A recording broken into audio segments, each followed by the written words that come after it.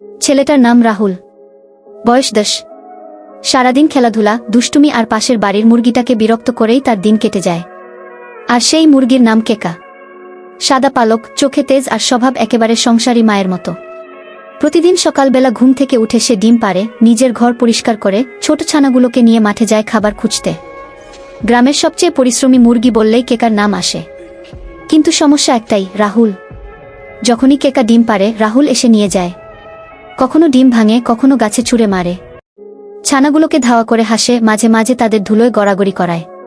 কেকা কিছু বলতে পারে না, শুধু মুখ তুলে আকাশের দিকে তাকায়। কিন্তু তার চোখে থাকে এক টুকরো দুঃখ। সে জানে মানুষকে কিছু বলা যায় না। একদিন সকালবেলা কেকা তার প্রিয় ছানাটিকে খুঁজে পাচ্ছিল না। খোঁজাখুঁজি করতে গিয়ে দেখে ছানাটি রাহুলের খেলনার বাক্সে আটকে আছে, ভয়ে কুঁকড়ে গেছে। কেকা সাহস করে গিয়ে ঠুকরে ঠুকরে বাক্স খুলে দেয়। রাহুল দেখে মুরগিটা তাকে কিছু বলছে না, শুধু ছানাটাকে নিয়ে দূরে চলে যাচ্ছে। কেমন যেন লাগল রাহুলের। এতদিন যার সঙ্গে খেলত, বিরক্ত করত, সে কোনো দিন তাকে আঘাত করেনি, শুধু সহ্য করে গেছে। সেদিন বিকেলে রাহুল চুপচাপ বসে থাকে উঠোনে। হঠাৎ মা দেখে সে মাটিতে কিছু দানাপানি ছিটিয়ে রেখেছে। কিসের জন্য এগুলো? মা জিজ্ঞেস করে। রাহুল ধীরে বলে, কেকা আর ওর বাচ্চাগুলোর জন্য। আমি আর ওকে বিরক্ত করব না, মা গি।